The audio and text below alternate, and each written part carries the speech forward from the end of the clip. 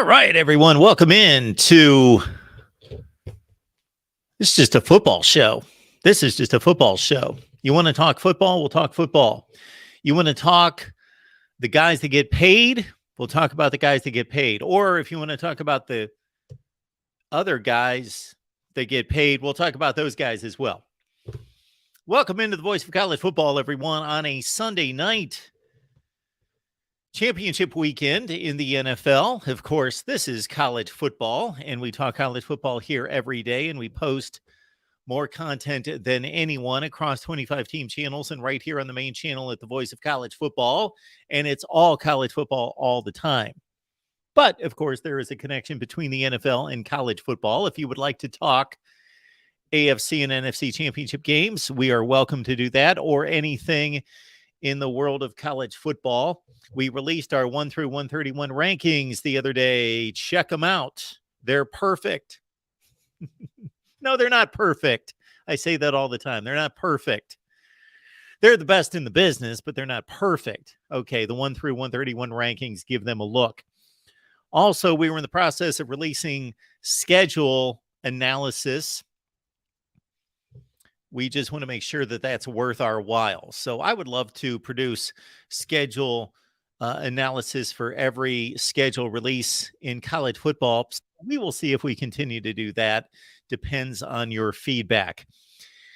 Also, the ACC schedule is going to be released at 7 p.m. Eastern time on Monday night. So keep that in mind. 7 p.m. Eastern time on Monday night will be the ACC schedule release. So I believe we will come on about, I'll have to decide. Check out the notification to know when we go live, because I will still have to possibly determine whether we're going to coincide with the ACC schedule release on the ACC network for those of you who are so blessed to have the ACC network, or maybe we'll come on about a half hour later and hope that most of those schedules have been released. But we're having a huge ACC schedule release watch party on Monday night at 7 or 7:30 Eastern time right here at the Voice of College Football on the main channel.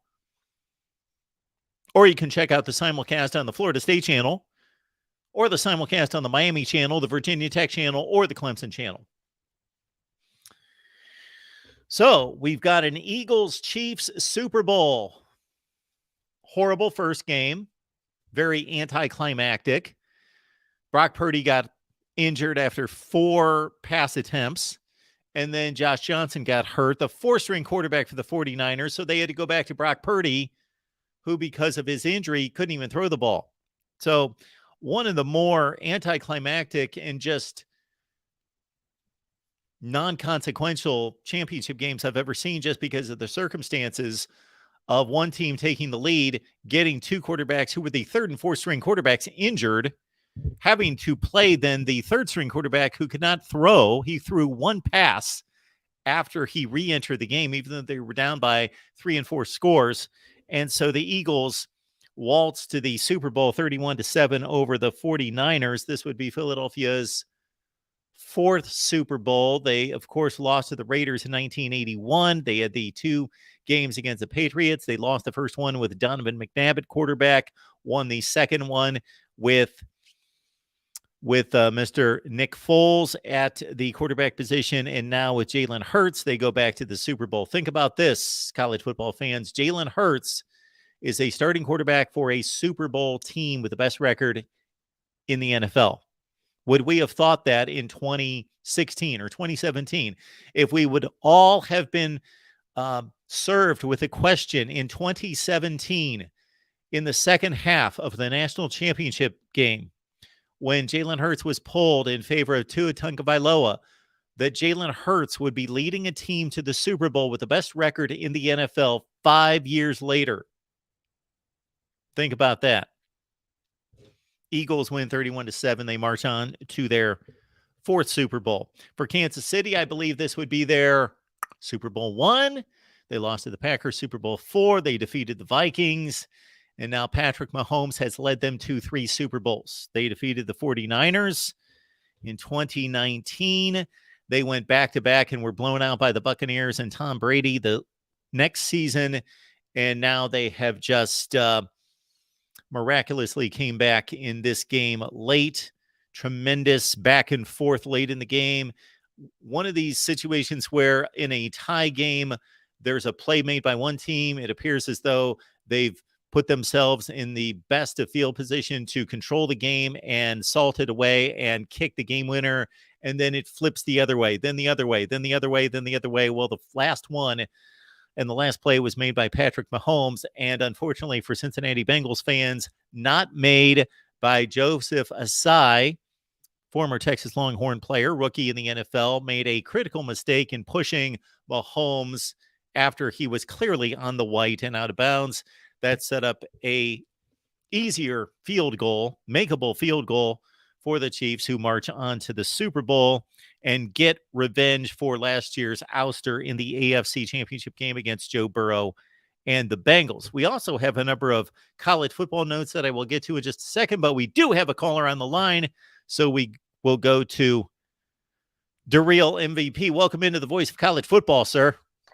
Oh, Mark. It's great when your team that you root for wins a big game. Mark, is KC a dynasty? Yes. Is there any team other than the Patriots that has been even close in comparison of what the KC has done over these recent 5 years? No. Not since the Patriots. Obviously, there have been many throughout the course of the NFL history, but not since the Patriots took over 20 years ago. Mark, do you listen to any mainstream people when it comes to sports talk? I don't listen often. I'll turn on Paul Feinbaum from time to time because I'm typically working here in the afternoon. And I used to enjoy Colin Cowherd, but I can't say that I've heard him probably in a year. Well, okay. Fox Sports has this guy named Nick Wright. And you know how you like to change the college football playoffs and call it a college invitational? Yes. Well, he's changed the name of the AFC Championship game and call it the Arrowhead Invitational. 5 straight years, KC is hosting the AFC title game. Wow. 5 straight. Right. Yeah. It is. KC is by far, to me, the most impressive team in the AFC. And it's honestly, they've got the best coach right now. They've got the best quarterback. Look what they're doing with their wide receiver room. They only had 3 guys that were able to play wide receiver today that were healthy. And they just beat one of the most dominant teams in football. Well, the one dude with the long hyphenated name sure made some remarkable plays. Yeah, Marquez Valdez-Scantling. Where did he play in college? I've never heard of him. I have no idea, but this is when greatness truly transcends. Yes. Patrick Mahomes, what makes him great to me is he's able to elevate people to the next level.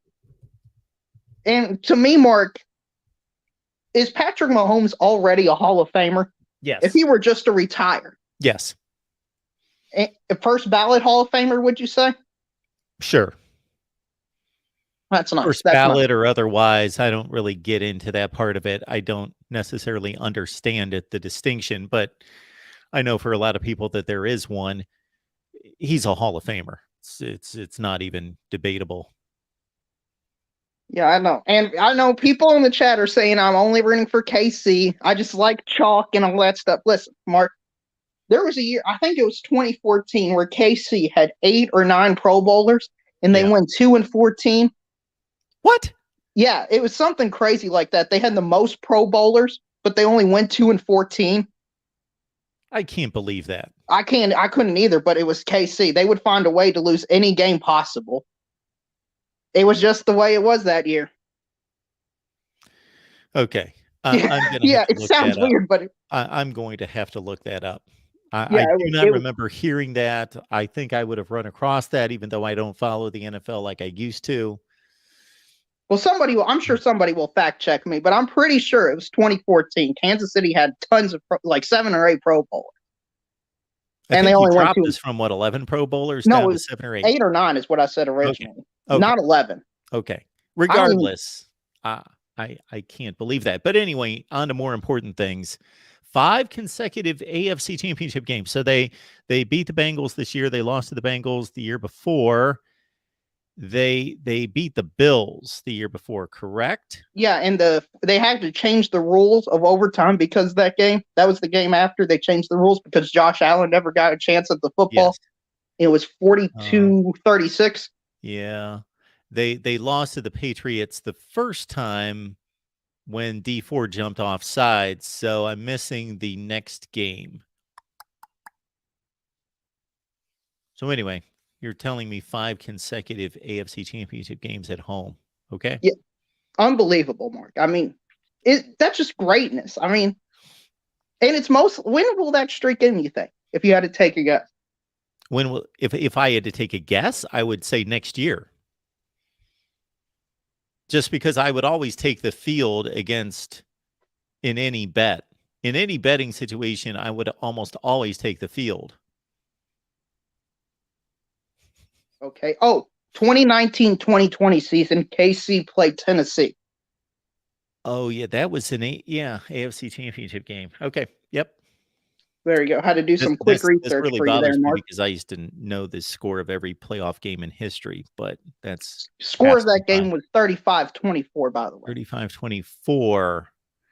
I wonder if that was the same season. Remember, they were losing 24-0 to the Texans. They won 51-31. Wow.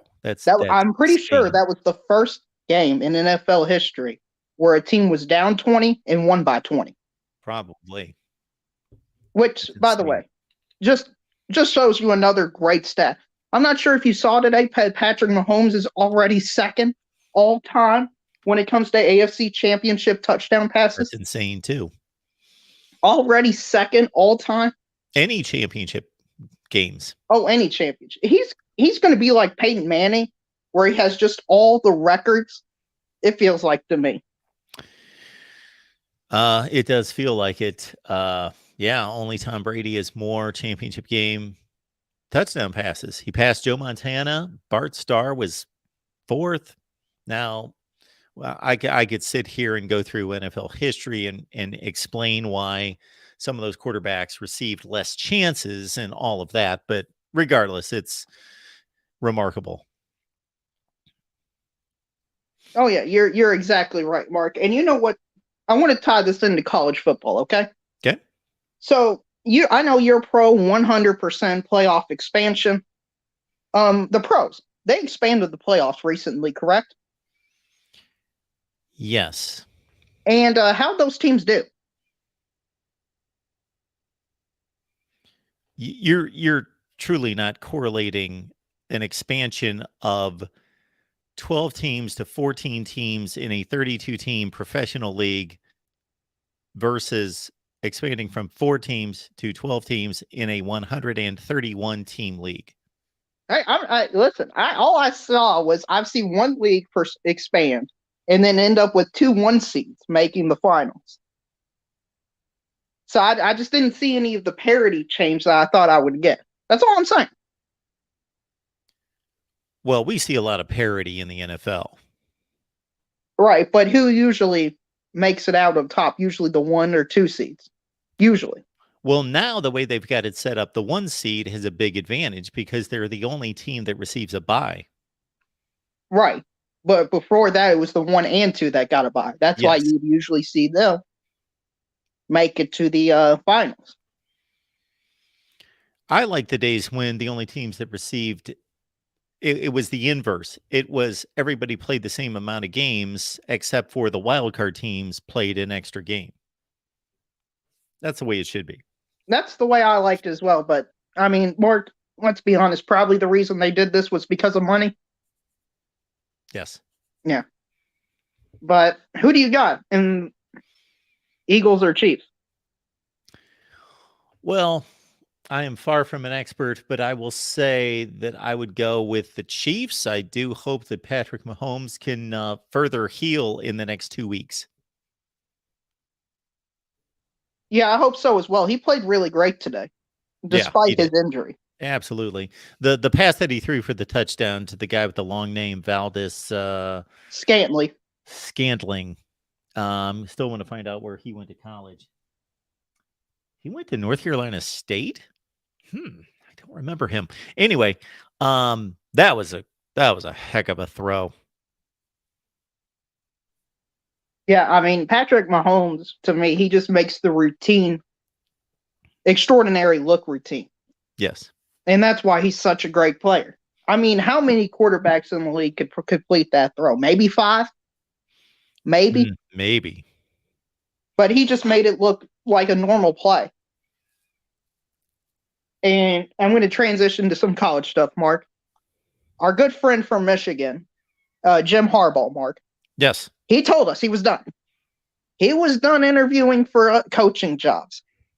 But it turned out he had an in-person interview for Denver's head coaching job, Mark. Yeah, what do you think about this? I have that on my list here of things to explore. So according to the ESPN article, which I have yet to look at, so Jim Harbaugh met with the Denver Broncos after we thought that the dust was settled and everything was clear and he was back at Michigan for sure. So they don't have a deal, but is this necessarily dead? And even if it is dead, he went and interviewed for this NFL job after, by all indications, well, even Ward Manuel, or not Ward Manuel, the Michigan president, not the athletic director, I can't recall his name. The Michigan president went on Twitter to say that Harbaugh's back, we're good, however he stated it. Wow. Yeah. Harbaugh says in a statement on January 16th, which is 12 or 13 days ago, I love the relationships that I have with Michigan, blah, blah, blah, especially the players, their families. My heart is at the University of Michigan. Don't try to out happy, go blue. This guy just needs to keep his mouth shut. See, there's no issue. I don't personally have any issue with him aspiring to do other things with his career. Just keep your mouth shut about it.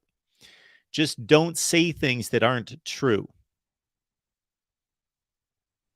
Right. And I mean, how would you feel, Mark, if you were a Michigan player?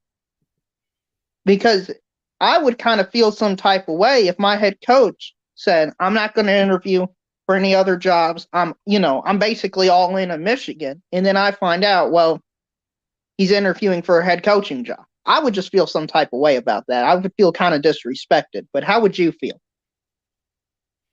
Well, I would just not want him to say that he has his allegiance with Michigan when he doesn't necessarily have his allegiance with Michigan. He should just keep his mouth shut and basically say, I'm the Michigan head coach for now. And, there are generic ways to answer the media and to make statements that don't compromise your integrity and your honesty. Yeah, I think that's a great way of putting it, Mark. But anyway, that's all I got for you today. Have a great rest of your show. Thanks, man. Appreciate the call. Voice of College Football, appreciate you all being here. We have left the link in the chat. We will do so again and take our next call. We got a Reasonable Gump here.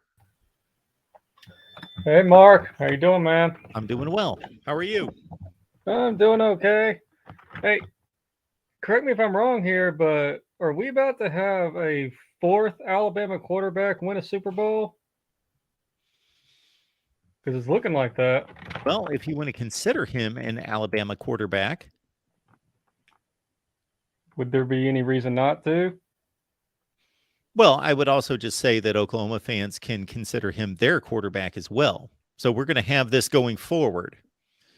What we have not had in the past, where we knew where quarterbacks and all players played, 99% of them played for one school, and we're not going to have that in the future. So we're going to have these situations. It's much like the Hall of Fame. Who are you inducted as? I mean, yeah, but I mean, he he took us to three. Well, he went to 3 national titles with us, played in 2 of them. Sure. So I'm not really. I mean, I understand, but if you compare his record at Oklahoma to Alabama, it's not really comparable, in my opinion, at least. It's comparable. He took Oklahoma to a Big 12 championship, a college football playoff appearance, and was a Heisman Trophy finalist. Right. How many passes did he throw at Oklahoma? How many games did he play over there? How many snaps he take versus how many he took at Alabama? It's not comparable at all. But it's significant. That's what I'm getting at. So I have no issue with an Oklahoma fan claiming Jalen Hurts because he did finish his career with Oklahoma. So I have no issue with an Alabama fan claiming Jalen Hurts. But I also believe Oklahoma can do the same Joe thing. Burrow? Do Ohio State fans get to claim Joe Burrow? No, not as a football player. As a student, yes. He actually, in a sense, is more of an Ohio State student than an LSU student. He graduated from the school. But as a football player, no. Okay. That's what's not close. Even though he played more at Ohio State, he was a football player longer at Ohio State and participated in the football program for a longer period of time. That's not close. I think we get caught up a little bit too much in the time on the field. But if you want to talk about contribution to the program and all of that, then you could say, well, he was at Ohio State for 3 years, going to school, working out, being a part of the football program, and only 1 year, only basically June to January at LSU. But because of the obvious accomplishments, I would not in any way debate that myself. LSU for Joe Burrow. Right. Well, so on the other side of things, this receiver we got from Georgia this past year, Jermaine Burton, I think his name was. Yes. I would never claim him as an Alabama guy. He was at Georgia. He played and caught passes at Georgia for like 2 or 3 years over there. Okay. Came over here, didn't really do much. I mean, had a okay season, but he wasn't like a Jameson Williams that we got from Ohio State or something. Like I would never dream of claiming him. He's not like an Amari Cooper or Jared Jeudy or Julio Jones or one of these guys. Those are the guys you look in the NFL. Yeah, that Alabama receiver. Well, those you're guys seeing Jalen Hurts on. Hold on a second. You're seeing Jalen Hurts on a Tony the Tiger's like cereal commercial right now. I'm pretty sure. I mean, I could be wrong, I guess, but I think if you went around the country and asked people who knew anything about football and say, who's that guy right there? And they would say Jalen Hurts. Oh yeah, that guy from Alabama.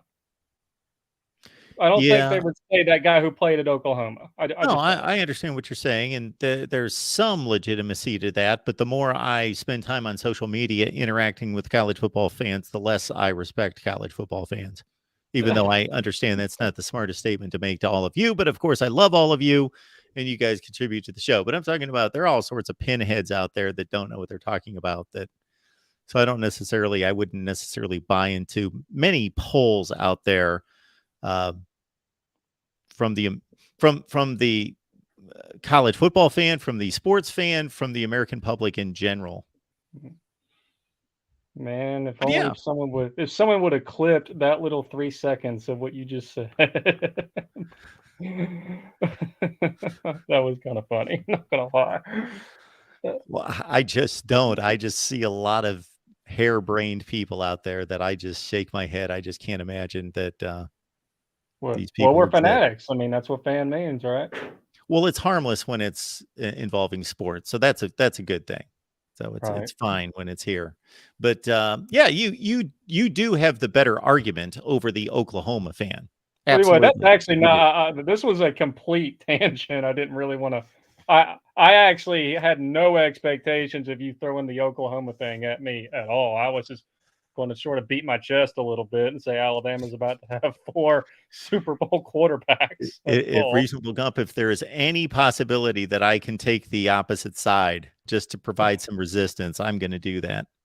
Well, I've had sort of a painful fall and winter, so maybe you could take it easy on me, just a little bit. Painful fall and winter because you lost 2 games?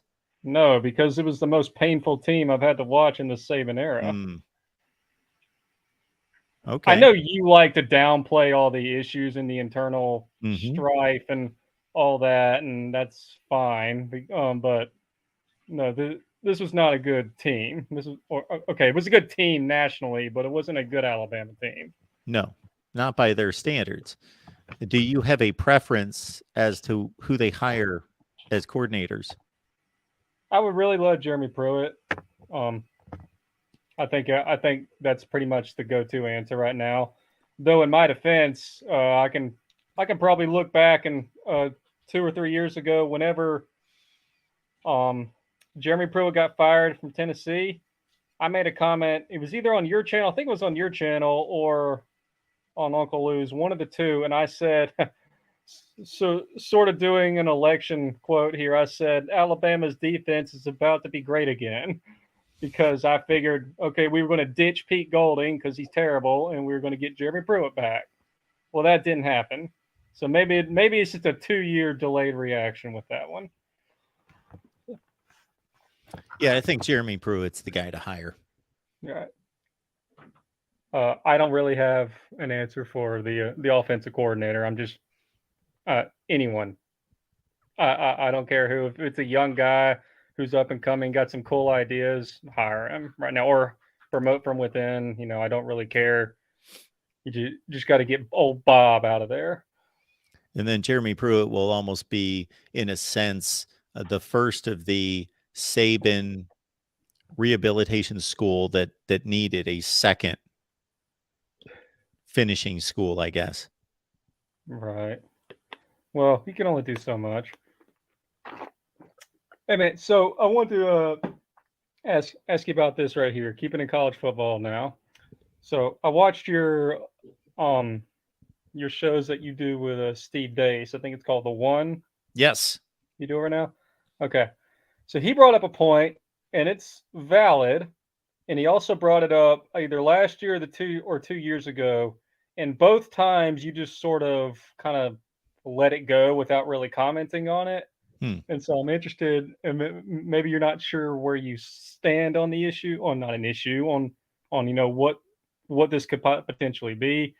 But he talks a lot about how he thinks the Big Ten should basically weaponize all the endowments and basically all the sources of money that he likes to say is as large as a third world country's bank or something. And that may very well be true. Obviously, the states and the cities and the businesses and everything up in Big Ten land have a lot more money than the southern schools do, and that's just a fact. Now, where I'm having trouble with this is I'm not quite sure that it matters all that much, because I'm wondering, is there a cap on what rich people are actually going to pay high school kids who've never taken a college snap before? So obviously people in the Big Ten could write bigger checks than the people down in the SEC could. I think they might have a tougher time competing with Texas oil money than they think right now. But, Ohio State could probably pay more. NIL people, not Ohio State, the university, obviously they can't quote, that they can't do it themselves. But the people around them could pay those players more than people around Alabama could.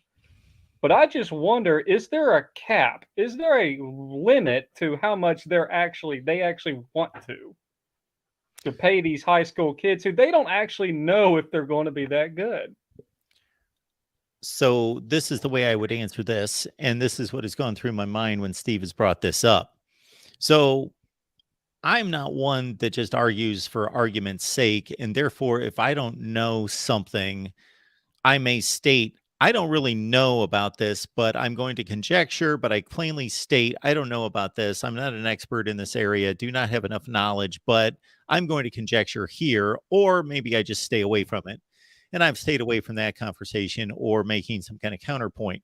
My counterpoint, though, based on little information and knowledge, would be this: that yes, if you look at, and if anybody's listening to this conversation and not catching up with what we're talking about, it would basically be the endowments of the schools in the Big Ten versus the SEC, and that they're much larger in the Big Ten than they are the SEC. However, my question, and I don't know the answer to this, would be, I would bet that most of the endowment money, most of the academic types that are contributing to these universities are contributing with their money earmarked toward academic progress, not to pay some 17-year-old hotshot 5-star recruit. I was sort of thinking the same thing. To build libraries and do all those great institutional things, not to waste their money on some kid who might be a bust as a 5-star and they just wasted $11 million. Right. They want to do it to fund, like, you know, medical research and yes, engineering research and all these types of things. That's my thought. That was my thought too, but I'm also still just wondering, now take it out of the Big Ten. Let's just look at college football and NIL going forward. Right now, Bryce Young had the highest NIL deal to date. I believe it was a $3.5 or $2.5 million. No, CJ Stroud was like almost exactly $1 million behind it. So that's basically the ceiling that we've hit so far. So yep. I'm wondering, how far do we think is that going to go? This Jalen Rashada guy at Florida, like, didn't he say he had like a $9 million deal or something lined up, 13. And then Florida couldn't pay it? 13, sorry. That's insane. If that's true, if that money had actually existed at one point, that we were actually we were actually talking about giving an 18-year-old $13 million for nothing. And I mean that literally, nothing. He has not taken a snap in college, not one time. And they were going to give this guy $13 million.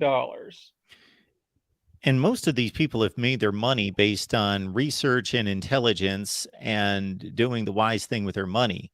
And if somebody would present to them the likelihood that any 5-star quarterback is going to turn into a great quarterback and is going to win championships for their team, then they would realize that they're basically playing the lottery with their money, and not in the way that we play the lottery and throwing down $3 and trying to make $3 billion. They're doing it the reverse way. Right. And with Bryce Young and CJ Stroud, at least they had like a year's worth of, yes, footage and evidence, I guess, for lack of a better word. Both of them were exceptional in their both first year starts, and they both got basically a lot of money for that. But we're talking about $13 million, Mark. I don't know about you, but I could make that last a long ass time but almost not have to work. Yes. Yep. That's what we're talking about here. Yeah. So I almost kind of wonder that, and this sort of goes along with these insane coach buyouts and the contracts, $100 million worth of a contract and stuff like that. This is almost sort of in the same area. Are we going to hit a boiling point where people realize all this money that we're paying, these singular people, a lot of times we're not getting it back. It's not getting a payoff.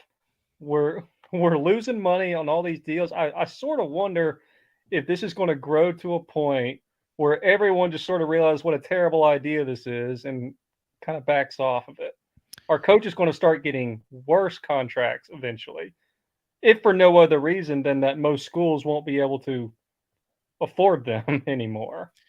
Well, back to the NIL part of it, I just have to think, and I'm taking a guess here, that on one hand, we've not seen the extent of it because this is a new thing, still a relatively new thing, and all the financial resources out there have yet to be tapped.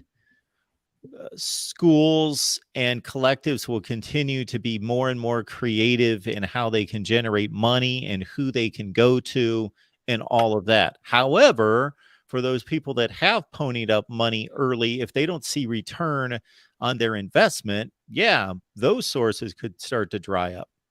Mm-hmm. And this is sort of what this is kind of gets to where my retort to people who think that we shouldn't, that there doesn't need to be any regulations or guardrails on NIL, that they actually think the NCAA did the right thing by just saying here it is and running away from it, because they like to say that, well, the schools were already doing this, anyway, and now now they're basically allowed to. And my retort to that is, I'm like, yeah, man, the schools were buying them a car, or help, giving them housing, and they were giving them some money probably, but I don't think they were giving them or in this case $13 million. I'm sorry, I just really don't buy that that before NIL kids were getting this kind of money. But I don't buy it either, because even with it being wide open fair game, that is the aberration by far. The Bryce Young at even a fraction of that is the aberration. Most of these NIL deals, from what I understand, from what I think are reliable sources, are more like $20,000, $80,000. That type of figure. Really nice money to supplement your college education, and money that was not received 3 years ago. So, but not life-changing money. But again, there are exceptions. For anybody that thinks that there should not be rules and guidelines and enforcement of those guidelines placed on NIL, any initiative you set forward, the best way to go about it is to, even if it's an unknown commodity, it's an unknown territory, a new world that we're embarking on, you can at least reasonably guess, educationally guess what it's going to look like, and put parameters on it that are going to address that. And then if it becomes something different, then you adjust those parameters and those guidelines. But you got to start with a model that has rules. Yeah, I would agree. Yeah, it's been completely botched. And it's another reason why we need an overall governing body or commissioner of college football, because there's no oversight over the entire sport. Do you think we're in any way headed that direction? Or do you think everyone except you and me are kind of happy the way they're going to do things right now? What's your honest feeling on that? I don't see anybody out there that's talking about it that has any pull. Yeah, that's what worries me. And again, I don't fault, I'll use Greg Sankey as a example. I don't fault him. He's not hired and paid, and it's not his job to represent college football. It's his job to represent the SEC and do what's best for the SEC. So he's going to do what's best for the SEC. And every conference is going to do what they think is best for them. Well, that leads me to my final point here, and then I'll get off. So the first biggest, probably the biggest news I think college football had since the realignments back in like 2012 or so was the announcement of Texas and Oklahoma come to the SEC. Okay. Then the next biggest one after that was, of course, when the Big Ten the next year backfired with the USC and UCLA coming to them. I'm going to go ahead and predict that the next two schools are going to be Florida State and Miami, because I think Florida right now, sort of how a lot of times works in general elections, but the state of Florida is very, very important to both leagues. The SEC, I'm sure, would love to have a lockdown on basically the entire Southeast, including Texas. And the Big Ten, for pretty much the same reasons, recruiting, would love to be able to dip into that and make sure they still got an open door down there. So I think one of these leagues is eventually going to grab those two schools. I don't see in any way that ACC deal or that thing they got going on that like they'd have to pay a ridiculous buyout, that's coming closer to 2030, 35. Contracts are for suckers. Everyone knows that. Everyone's seen that. There's always a way out. There's always a way to pay less if they really, really try hard. I don't really see that being that big of an obstacle with the SEC or the Big Ten. Yeah, the grant of rights expires in 2036. I believe 36. that it. I'm sorry, when? I'm sorry. Yeah, I thought it was 35, 36. Yeah, Okay. somewhere in that range. And I believe it lightens considerably after 25. And like you, I don't think that these contracts are worth as much as we believe they are. We hear the term contract and we think, okay, that's it. Right. But they're broken all the time. Look at these coaches going from place to place all over the place and leaving jobs and getting fired from jobs in which they have contracts. Exactly. And this is a bigger deal involving a lot more money and a lot more moving parts that have to be dealt with. But still, yes. I wish I could remember the figures that if you really break down the amount of money that these schools would earn playing football in the SEC or the Big Ten versus the ACC over the next 10 years, they could pay out that, that extra $50 million per season can take care of the grant of rights easily. Right. So you're saying Florida State, Miami move to one of those two conferences. That's your prediction. If I had to guess, it would be the SEC. It just seems like a more natural fit. I know Sure. Florida may gripe and complain, but guess what? Texas A&M griped and complained about Texas. Did anyone listen to them? No. You can't listen to one school. No. You can't let one school drive the league. You have to do what's best for the league, and it's even best for that school in the long run, I think. In the long but run, anyway, yeah, I'm on record as saying if I was the Big Ten, I would go get Florida State and Miami because I think the only thing working against the Big Ten is geography. And so they don't need, but it would enhance them greatly if they could get a foothold in Florida. Right. Well, and I think that'll probably start a domino effect. If that happens, Clemson and North Carolina out of the ACC, probably your next two bigger targets. Notre Dame will probably will be forced to make a choice at that point because they would be tied to a sinking ship at that point with the ACC. So Notre Dame would probably end up in the Big Ten. And just like I predicted when this whole Texas-Oklahoma thing started, you can look at a map of the U.S., take a pencil, put it up in North Carolina, and just draw a diagonal line down to encompass Oklahoma and Texas, and that's what you're going to end up with. Just two leagues, basically, like that. All right. All right, man. Yeah. I appreciate it, man. No problem. Have a good night. See ya. Yeah, maybe I need to get back on the realignment kick. So we've got a ton of videos that you can check out that I think still ring true that we posted this past summer after USC and UCLA opted for the Big Ten. And then the summer before, of course, Oklahoma, Texas, all sorts of more than conjecture, some projections and some structuring of leagues based on some possible moves. Like Notre Dame to the Big Ten, like Oregon, Washington to the Big Ten, like Florida State, Miami to the Big Ten, or the SEC, and so forth. All right. We have Mr. David Greenshield on the line to talk some football with us tonight. Yes, whether it be pro or college, I'm always game for both. Apparently, so is Mark Rogers as well. I am. There you go. It's championship Sunday. Why not? Now, you say you're not quite the NFL guy that you once were, though. I used to just be insane. See, you know what? Here's the thing. Like I told you, I mean, Ohio State's my favorite team, maybe of any other sport to root for.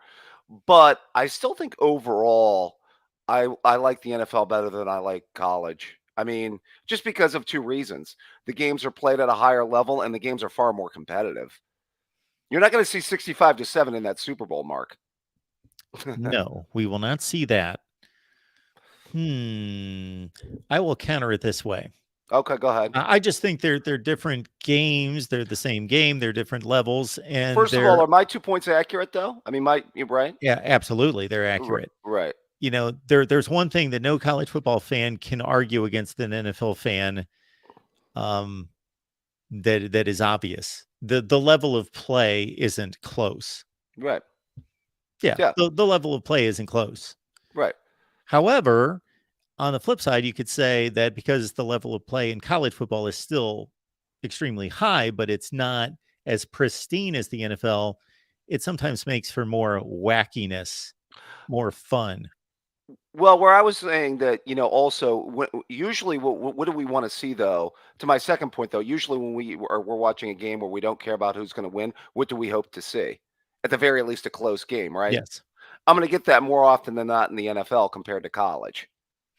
Yes. So, yes, just because the talent disparity is extremely close, Right. and you have 32 teams operating at a very close place from a talent perspective and execution level versus it's scattered all over the place. And on your typical college football Saturday, we've got 60 some odd games, and you're going to have all shapes and sizes of games. Whereas in the NFL, you know what the deal is. I sit here and watch the Red Zone at 3:45 in the afternoon, and usually 6 of the 7 games are down to the wire, and fascinating to watch the final half a quarter. Agreed. Yeah, actually did fairly decent on wagering 2-1 today. Shouldn't have probably. Yeah, I shouldn't have taken the 49 over in that Cincinnati. But a lot of people anticipated it being a higher scoring game, so that's why I went in on it. As usual, I like to kind of tie college and pro together since we're kind of talking about both, Mark. Interesting thing with Mahomes, I was going to throw this out there. Of all the run of Big 12 quarterbacks, is he kind of the first one to break into the tier of success in the NFL and carrying it over to success in the NFL? Was he the one that kind of broke that barrier a little bit, you think? Wow.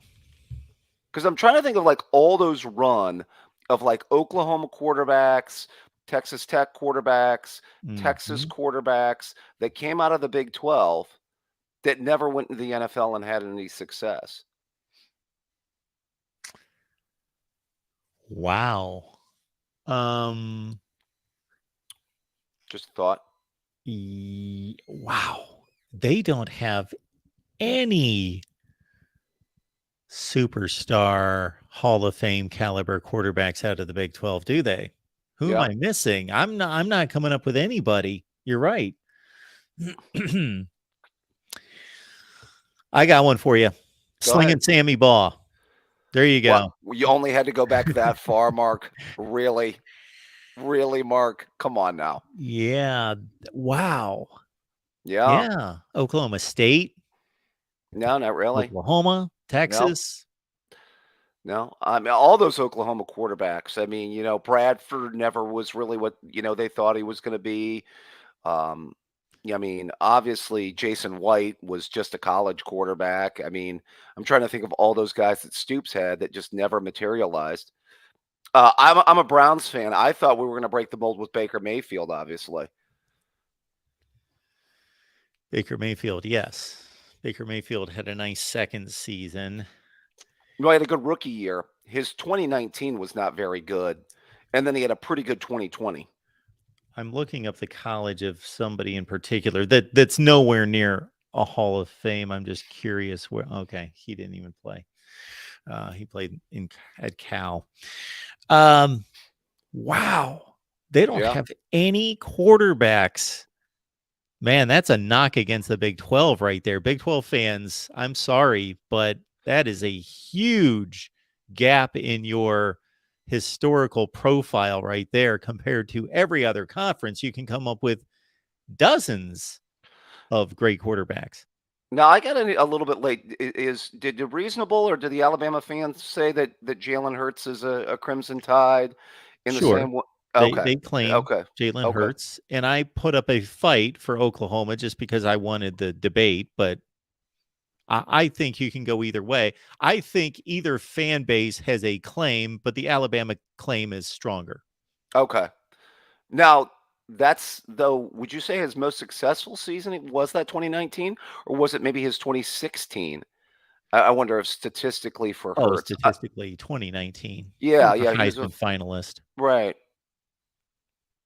right, yeah. Well, he was the SEC Player of the Year, I think, in 2016, right? Offensive Was Player he of the Year. really? I thought he was in Hmm, 2016. maybe. I was going to ask you about it, Mark. Did you think that he would translate to the NFL? No. Because I was a guy that had serious doubts. No, I did not. I did not. Yes, he was the SEC Offensive Player of the Year. Good call by you. 23 touchdowns, 9 picks. Right. Yeah, I mean, I bet he had some other with that 23 touchdowns, 9 picks. He probably had some rushing touchdowns, I Oh, would yeah. think, Yeah. mixed in that year. So his total touchdown numbers probably weren't too bad. Um, yeah, I had thought that I just did not see him translating to the NFL, and I still was watching. Did you watch much of that game today? You watched the entire first game, right? I had it on, but I lost interest pretty quickly, and I was on the phone, so I can't say that he ran for 13 touchdowns and almost 1,000 yards. So yeah, it had the look of a blowout fairly early. Yeah, I really wonder even if it would have been close had Purdy. By the way, yet there's another Big 12 quarterback. By the way, Brock Purdy. Sure. You know, even if Purdy doesn't get hurt, I still think Philadelphia wins that game. Maybe they don't win it quite as handily, but I Yeah. think they still win that game. By the way, was the quarterback that came in Johnson? Was he from Auburn? Was that the Johnson that was at Auburn in like No, 2000? wasn't that the Josh Johnson that kicked around with Tampa Bay, and he's been around for a good, I believe this is the Johnson that, I thought he was at Auburn in like oh, 2014, 15, you're thinking of or is it a different Johnson? Jermaine, no, what was his name? Jermaine Johnson? Oh, there was, and he was coming in with a lot of pub to start that season. I think in like Oh, 2015. oh yeah. You know, with Malzahn as his coach, and you know. Yeah, that was after Nick Marshall, Hmm. and he had one nice game, and then, why am I losing what happened after? Yeah, he just played poorly, and I don't know if I don't think Jarrett Stidham played until the next season. I'd have to look up that 20. See, I thought it was Josh Johnson who no.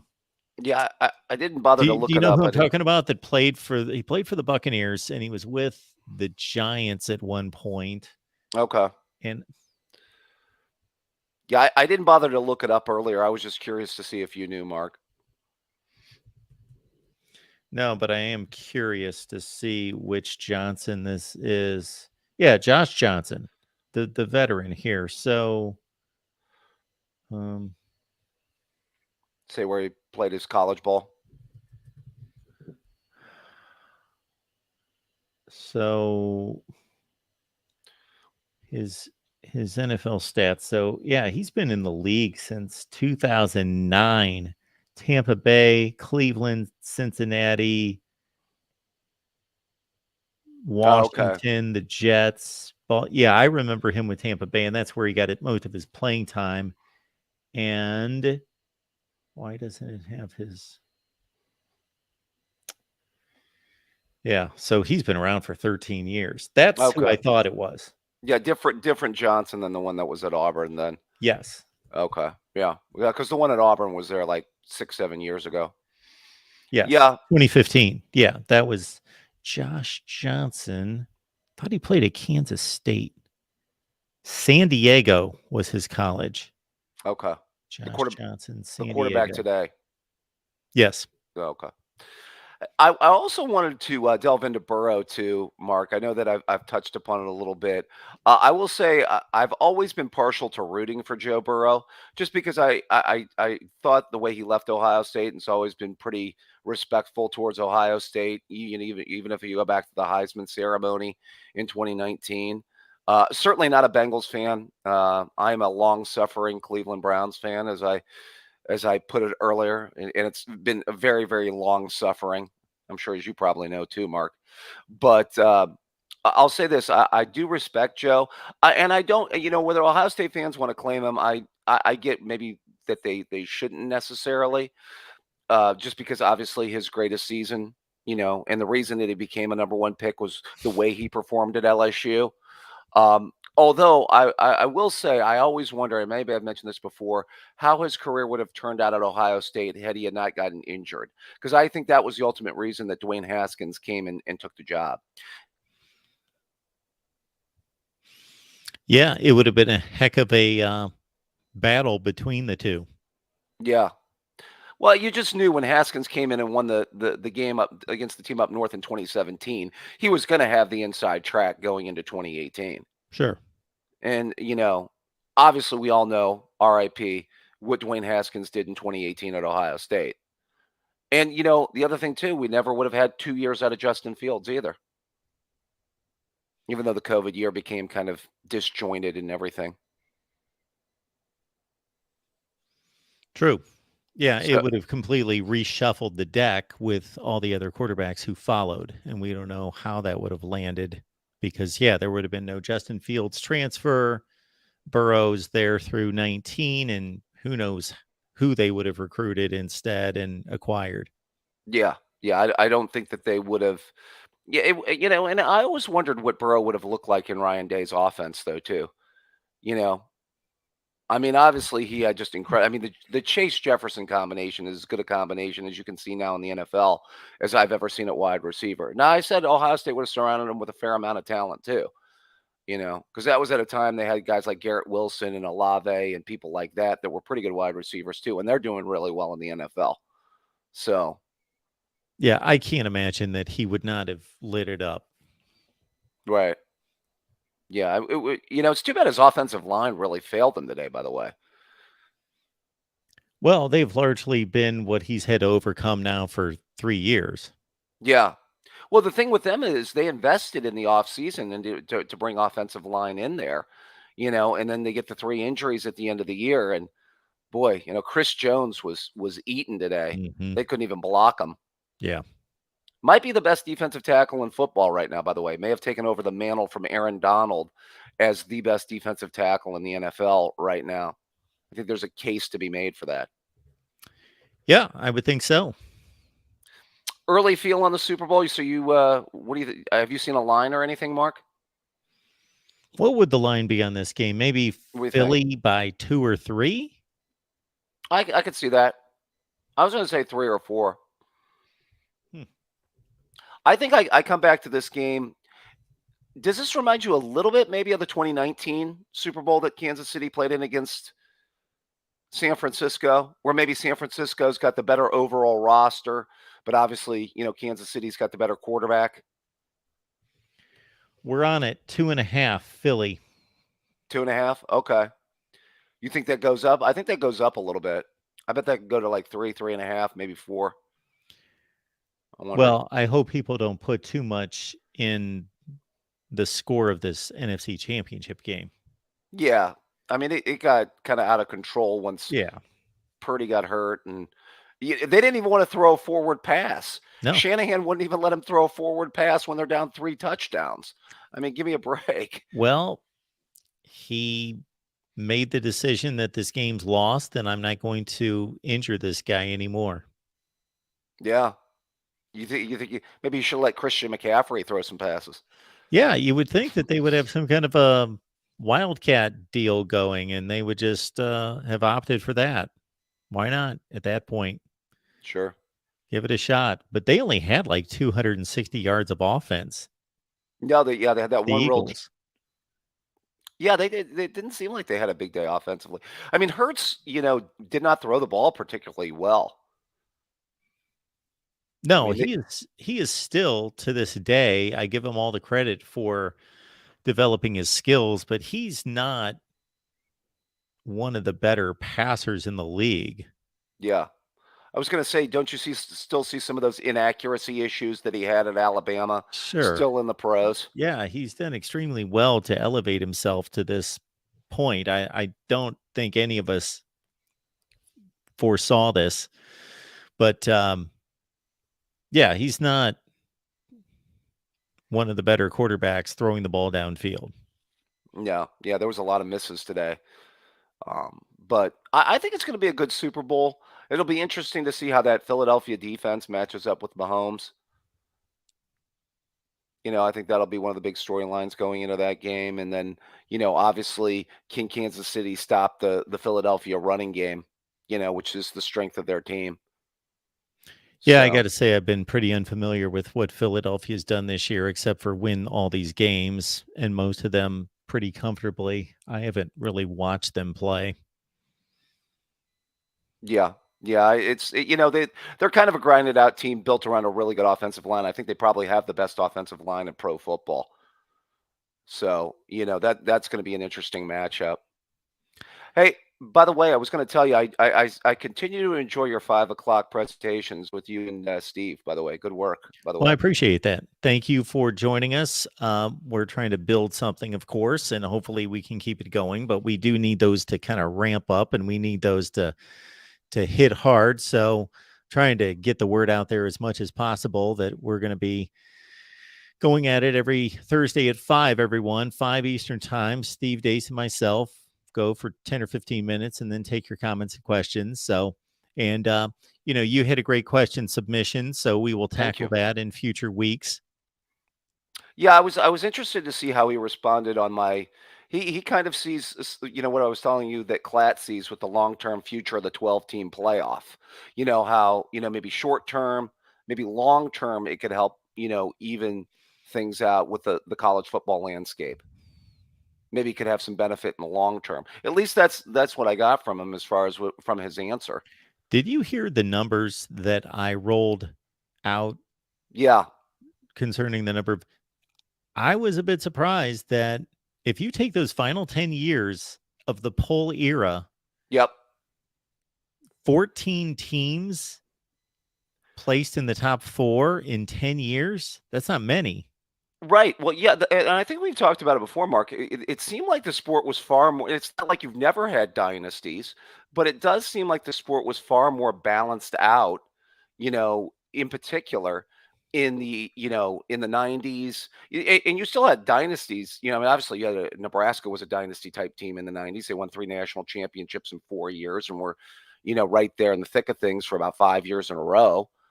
But it just seemed like the sport was far more balanced out because even into the early. Was it really that balanced out when 14 teams place in the top 4 in the country in 10 years? Yeah, but you had the stat though of how many different national champions we had in the BCS era, Yeah, versus true. you know you know what I mean. How that But is worked that out, which I more think of is an also Alabama problem than anything? well. What's interesting is Steve had mentioned about how when the sport pretty much flipped, and you could probably really interesting as Ohio State and fans of the team up north is tie it back to that 2006 season. That's really when the run of dominance for them, pretty much started, Sure. you know, and that was kind of like the line of the sand. I mean, I think it's a combination of things. I think it's two things. I think the coaching, changes helped, but I also think what Steve talked about, we talked about as far as population shift, is a major part of it. If you're living in the parts of the country where you have more people, you're going to have more high school recruits to mine from. I mean, Florida's the third biggest state in this country according to population, right, Mark? And then That where's sounds right. Texas? I would guess it goes California, Texas, Florida, Okay. I believe. They used to say you go, why rob banks? Because that's where they keep the money. Why do you go to those states? Because that's where the population's at. Yeah. That's where the people's at. Mm-hmm. You know.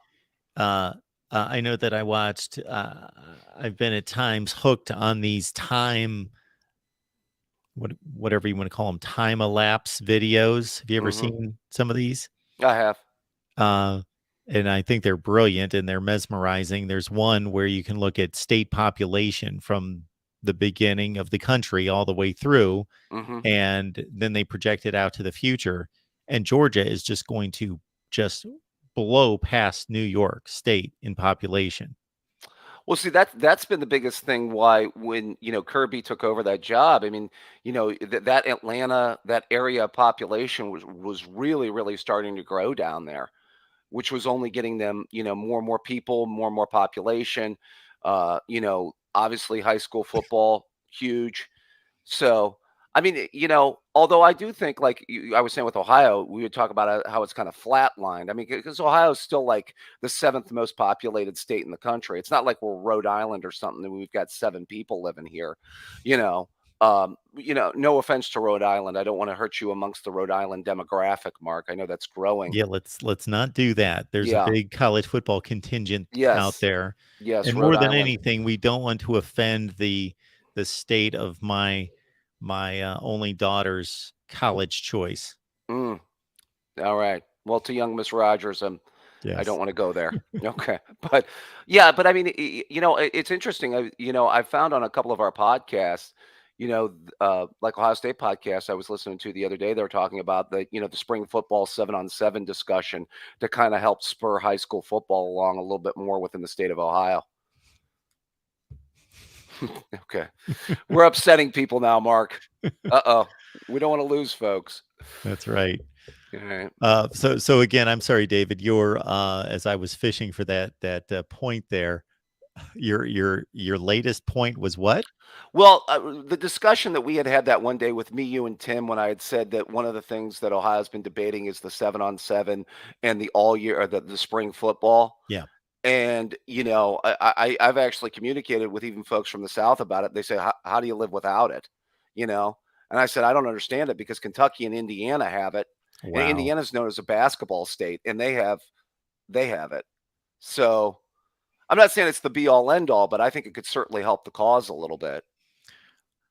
I left the great state of Ohio in 1994 for Mississippi to broadcast down there, cover the SEC. And the first thing I was hit with, actually, I started the first week of the college football season. So I got slapped right upside the head in terms of work, in terms of having to, immerse myself in work. My first day on the job, I was going to the Alabama Southern Miss or Vandy game. But what I remember was that next spring, I think people just assumed that I would know that there was spring football. And so I had to cover spring football at the high school level. And there were all these jamborees and spring games. And I was like, what is this? That's nothing like a good jamboree, Mark.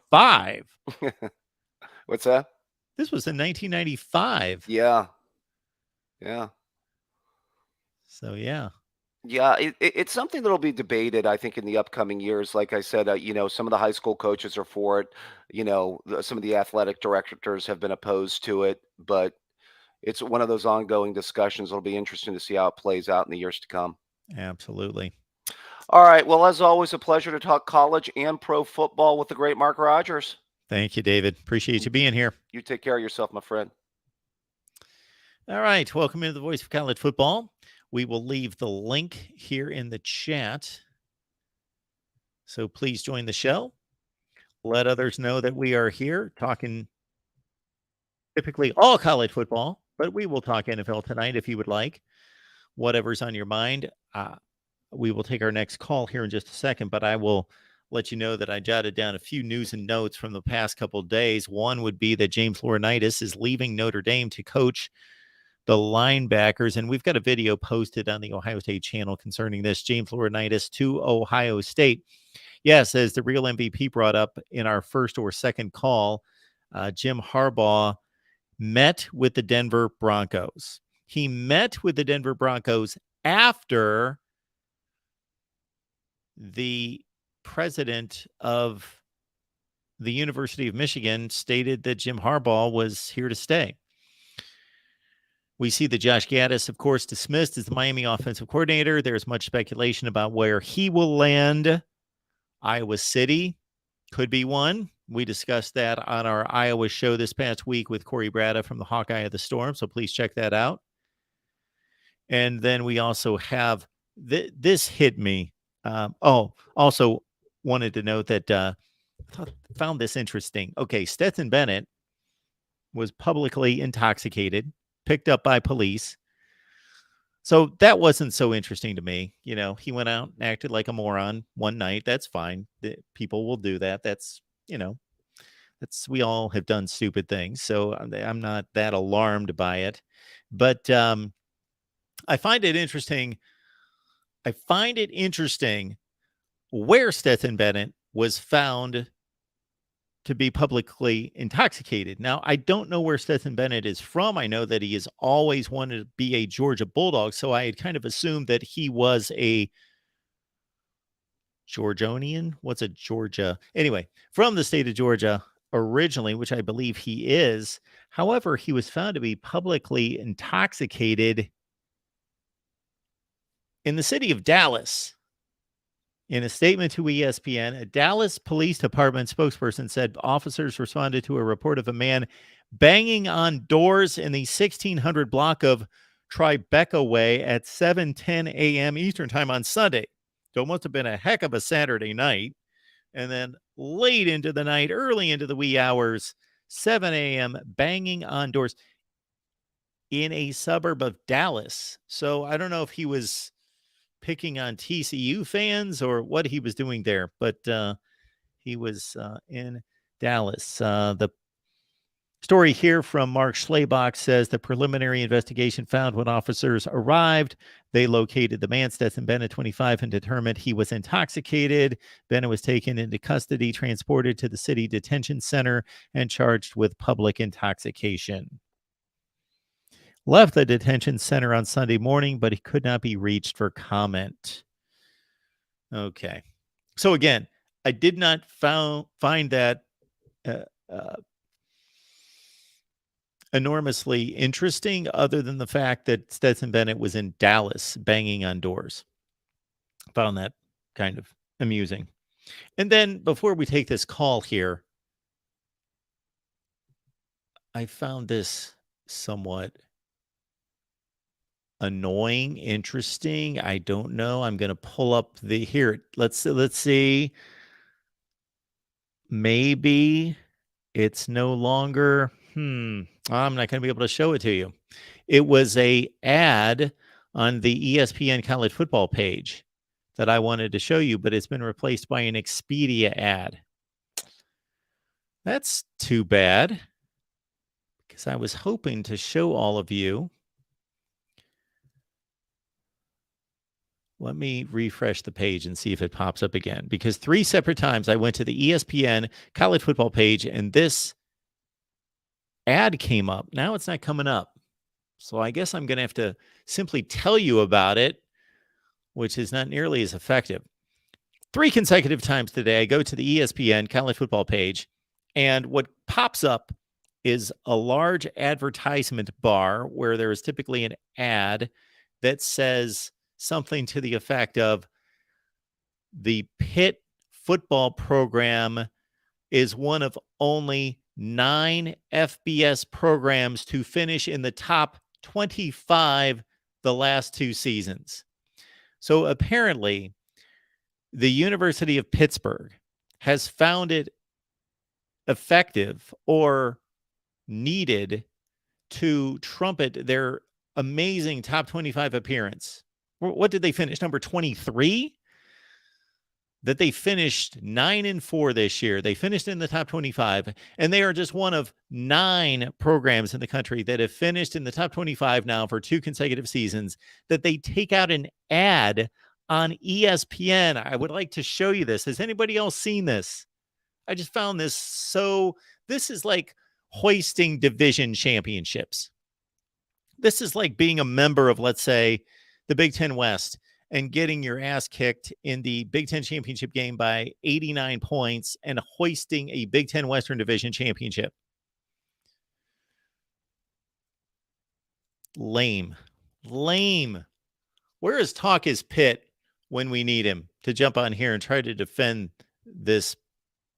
I've got to find this.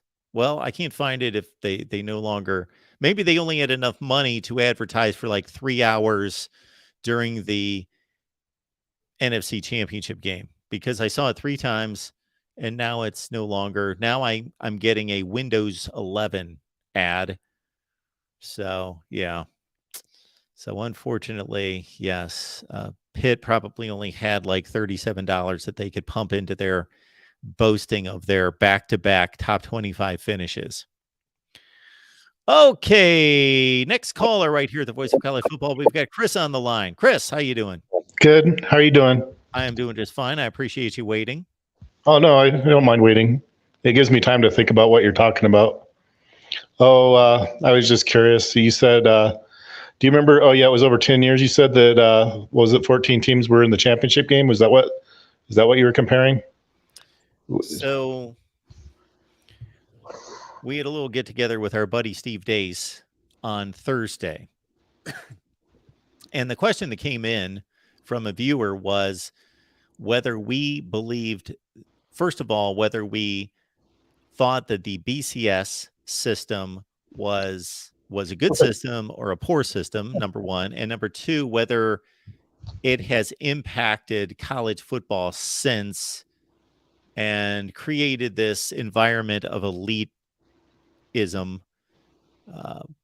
And so we were commenting on that. So basically what I did was I counted up the number of teams that have won national championships and appeared in championship games and playoffs since the playoffs started, and compared that to the number of teams who won national championships and appeared in the national championship game during the BCS era, and then compared that to the previous 10 years of the poll era, 1988 through 97, to see how many teams, let's say, finished in the top 4, which would be analogous to finishing in the playoff now, to see the disparity, to see the exclusivity as it relates to 20 and 30 years ago.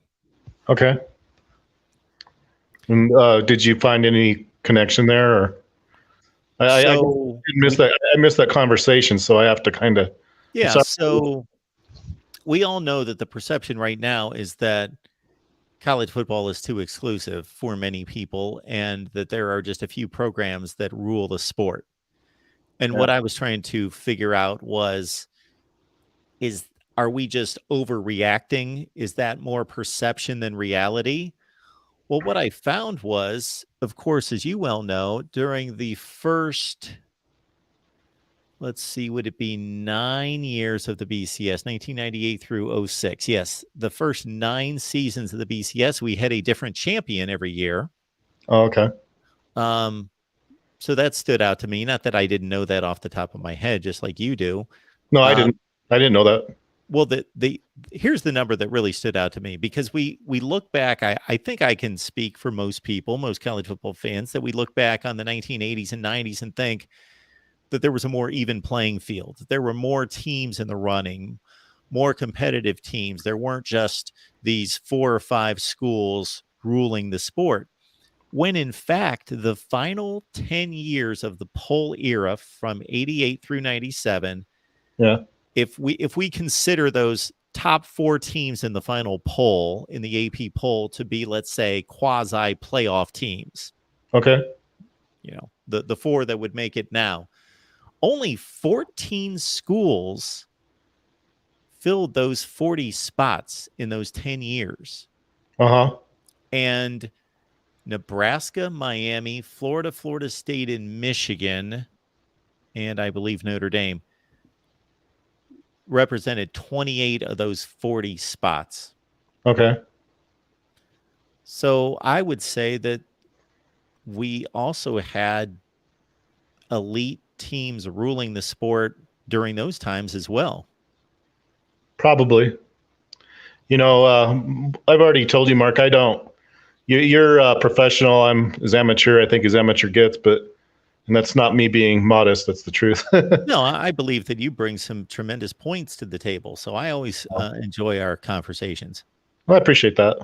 I don't know if it's fair. I mean, I don't necessarily agree that I do, but I appreciate that you would tell me that, because I sometimes wonder if I'm not just making a problem for you, because you obviously know a lot about it and I just know what I know, which isn't a lot. But as far as, I guess we're talking about what, there wasn't a playoff, so we're working around the angles a little bit and kind of making a decision on what we think maybe the playoff would have done. Or I know that it might just boil down to be the final 4 teams at the end of the season. Is that kind of what we did to get the playoff teams? Is that what we were doing? Oh, before the era of the playoff? You're talking about my little exercise? Well, I guess my question might be, because we didn't have a playoff, I think, we have to make some assumptions about who those teams might have been. But sure. So was it based purely on what, one poll maybe, or a couple? Yeah, of polls? I just went by the AP poll. Oh, okay. It's probably pretty good, exercise. Just from what I remember, from growing up in that time, I guess, Notre Dame obviously would have been way up there around the 1988 season or so. But then you did have like West Virginia, and they weren't necessarily, I'm sure they would have been included there somewhere, right? So there's kind of an outlier already. I mean, I don't know how many outliers you really need to make it to where it's maybe a little bit more inclusive than. Yeah. So, I mean, there's at least one right there. That's just one season, but. I think we would consider West Virginia 1988 an outsider, Georgia Tech in 1990 to be a bit of an outsider. Well, I guess what I'm kind of asking you maybe would be, I think it's good in a way. I mean, if the idea of the playoff is to is it the idea to try to get maybe more teams that aren't generally included because I don't know that that's what I want necessarily. I mean, I just want a national champion, and it doesn't matter to me. I think I've made an argument for the BCS. The only reason I've done that because, I think as far as getting the right, and I know there was always problems with it. I remember, I'm not stupid, but, I thought ultimately, even with all the problems, I still kind of thought that the team that won the BCS title, I think, was a deserving titleist. That's just how I felt about it. Whether that was, if it excluded teams, I mean, I don't know. I guess case by case, we could probably find a number of teams that maybe might have put up a fight, maybe possibly even, who knows?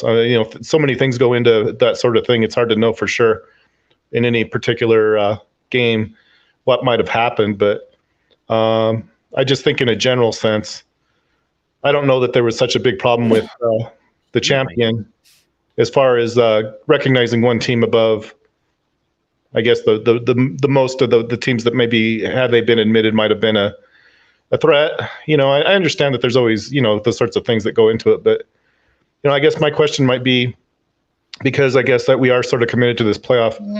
I don't really understand why. I know it's probably a good idea to include as many teams as you can if you're going to do it. I think I agree with that. So I think, having 12 teams, I think, is probably as good a way as any. Maybe even with the idea of, further expansion if it requires it. Because you even made the comparison with the NFL. I'm actually surprised they didn't go ahead and just include 16, to be honest with you. But I guess they stopped at 14. But I think comparatively, that would be like, I think 48 teams maybe. So we might be talking as many as 48 teams in the, if we want to do it like the NFL does. Mm-hmm. Well, I mean, moving forward, and I'm not necessarily against the idea of having a greater, representation. It's just that sometimes I wonder if that's necessarily how do I want to put it? Like we talked about 88, I don't know if it was as simple as putting 2 teams together, but that's what they did, obviously, and seemed to work out okay. And I know maybe one season doesn't compare with another very well. We might make a different argument for 86 or whichever season we want to talk about. But, and the other thing I kind of wonder about, Mark, and I never played the game, so you don't have to listen to what I have to say about it, but, is having, because we're talking about as many as, I know it's at least 16 games and maybe even 17 for, I guess, if an at-large or somebody kind of at the back end of the bracket happens to, so as many as 17 games. And I just kind of wonder where we draw the line as far as, I guess that's fine if they want to play as many as 17 games. But if I was in school, I mean, just for speaking only for myself, I think if we limited it to 15 games, I mean, that would be enough for the average student, I would think. Do you have any thoughts about that? Yeah, I'm concerned about that myself. So you're right. If one of the teams that had to play a first round playoff game makes it all the way to the national championship game, they will have played 17 games. And if we were playing it on a video game, that would be one thing. But we're dealing with flesh and blood and human beings that, run into each other for 17 weeks. So I think something has to give there, meaning maybe a regular season week. Right. Which I think would be fair, and I don't know. I just, with all the objections, I mean, it was almost every year. I remember, there was always objections to, I think even years where they were confident they had the two best teams. I think they were like, for example, I think it was 2009 maybe. And it's pretty confident they had the two best teams in the title game, but then you had Cincinnati and Texas Christian and it kind of worked itself out, but I think both those teams ended up losing. But, it still made kind of a question as far as what really, in my mind anyway, I can't speak for it. I kind of wondered, for example, I think Boise State actually went undefeated that year. I don't think their resume was very good.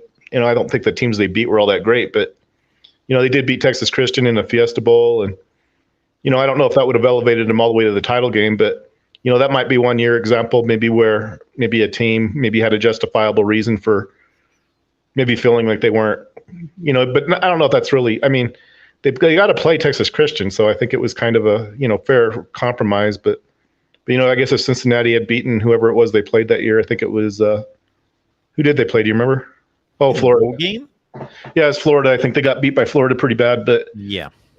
But I think they were without Brian Kelly, weren't they? And so I think it was, I know they would have lost anyway, don't get me wrong, but obviously the SEC was a much better conference than the Big East, I guess. But I just I don't really have that much objections to, I think I've already kind of told you, and it kind of like your opinion on it, because I know I've already talked about it, but I just noticed something. And I'm not even saying it's like a fair compromise, but for example, because I like traditional bowl pairings. I just do, whether that's the way it should be or not, I don't know. But in 2014, for example, and I could be wrong. You never really know until these bowls make their choices, but I suspect a traditional Rose Bowl would have been between Oregon and Ohio State, right?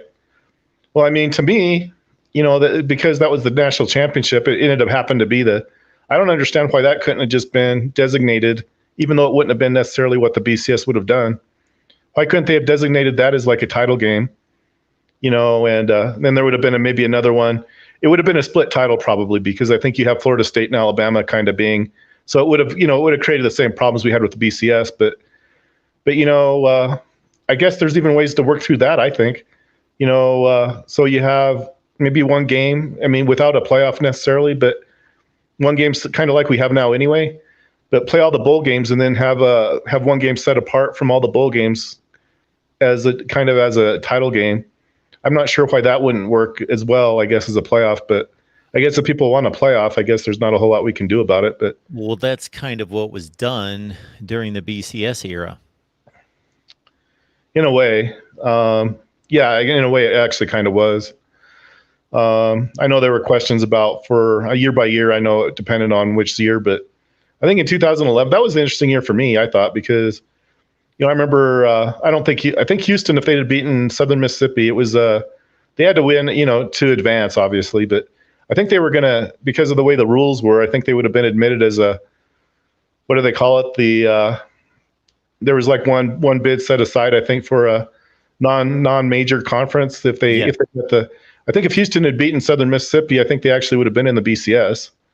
Now, I don't think they would have played I don't think they would have played LSU, but the interesting thing about that, as I recall, it wasn't kind of like it is now where the title game was like that much more important.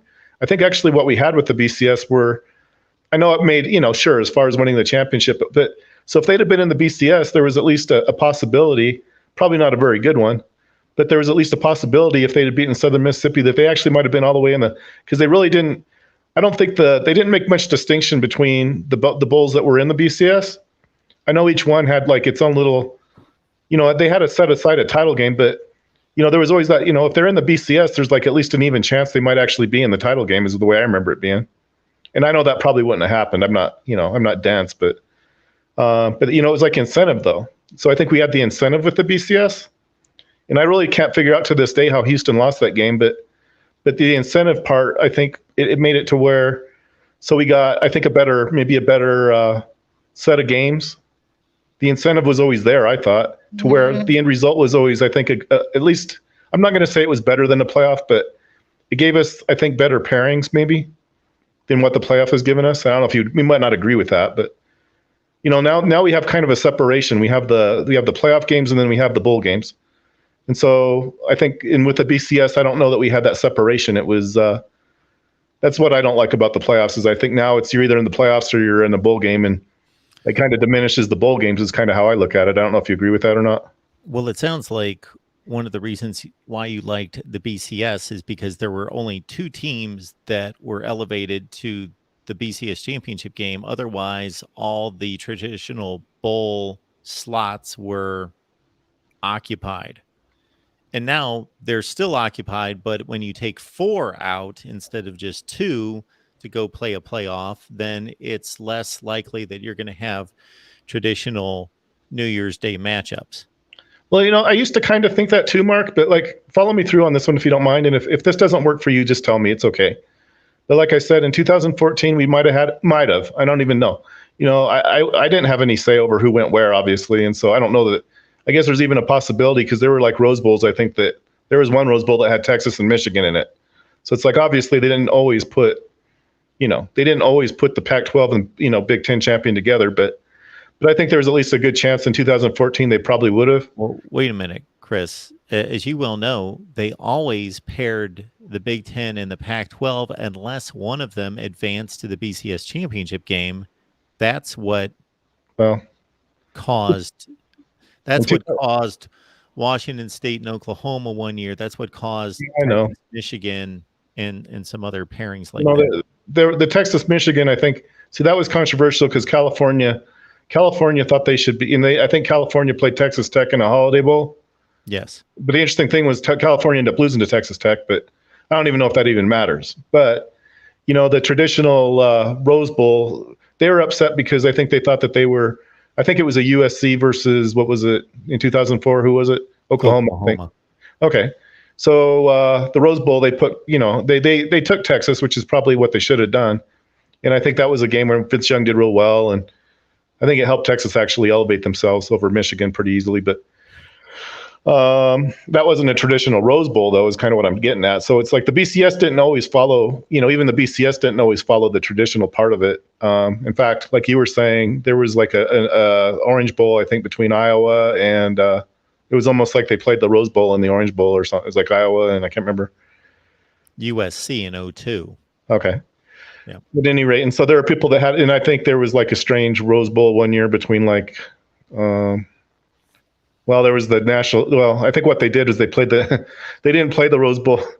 It was Nebraska and Miami, and people were upset because it's like, that's not the Rose Bowl, but in a way it kind of was, because it was the 2001 season. I think it was a Miami and Nebraska, and that was because it was the championship game, but it was still the Rose Bowl, and so some people didn't like that. But yeah, because it wasn't a tradition, a traditional Rose Bowl would have been Illinois and Oregon. So it was.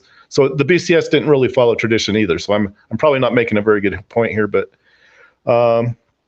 just humor me for a second.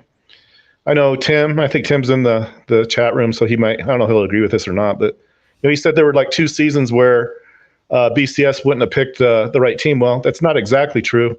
Like I said, in 2014, if it would have been Ohio State and Oregon in the Rose Bowl, and if that bowl would have been designated as a title game, then that would have, I'm just guessing that Ohio State probably still would have beaten Oregon.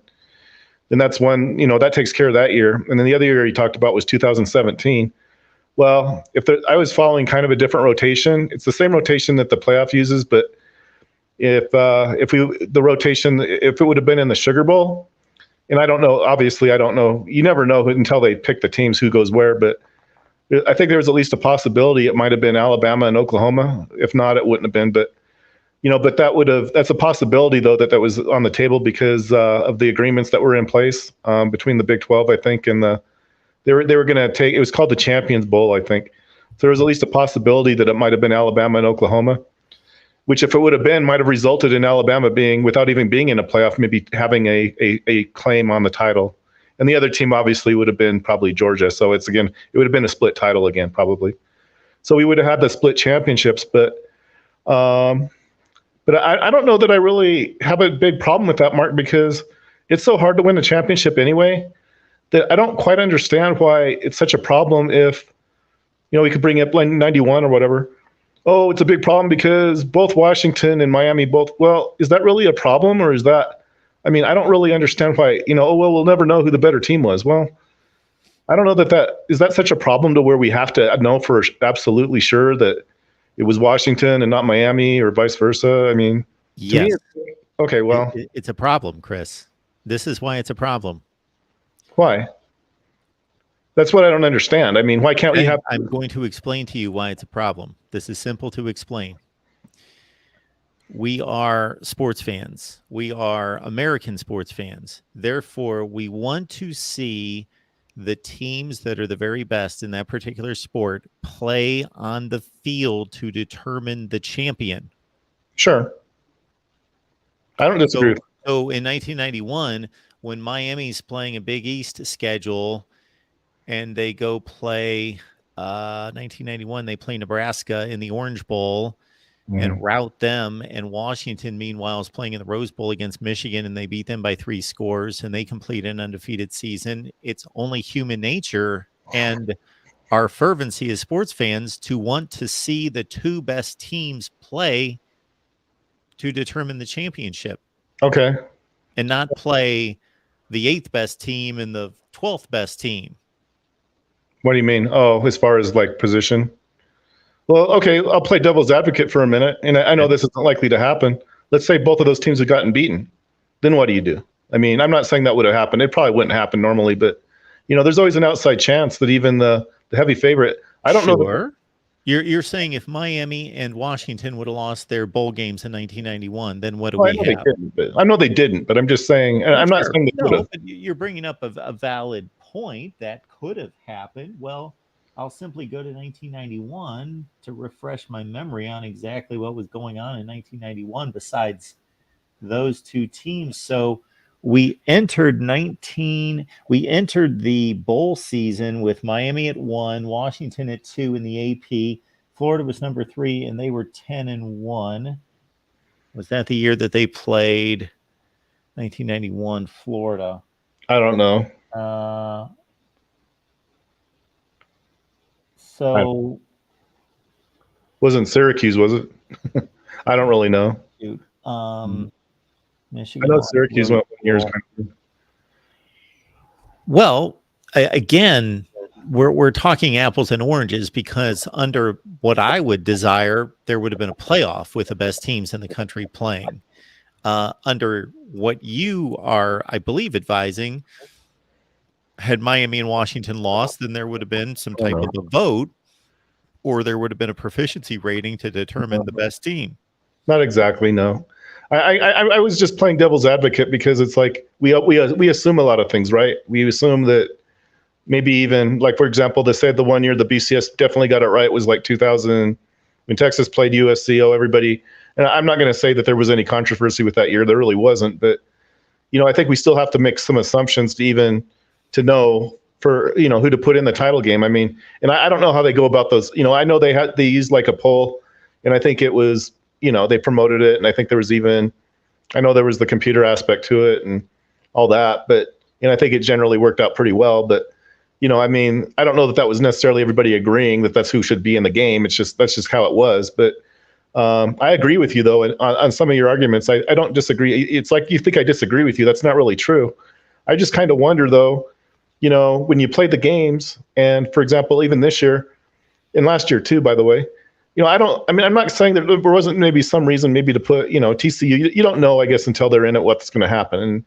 And, David, he talked a little bit about it being such a blowout, but kind of the way I look at it, whether I'm right or wrong about this, I'm probably wrong.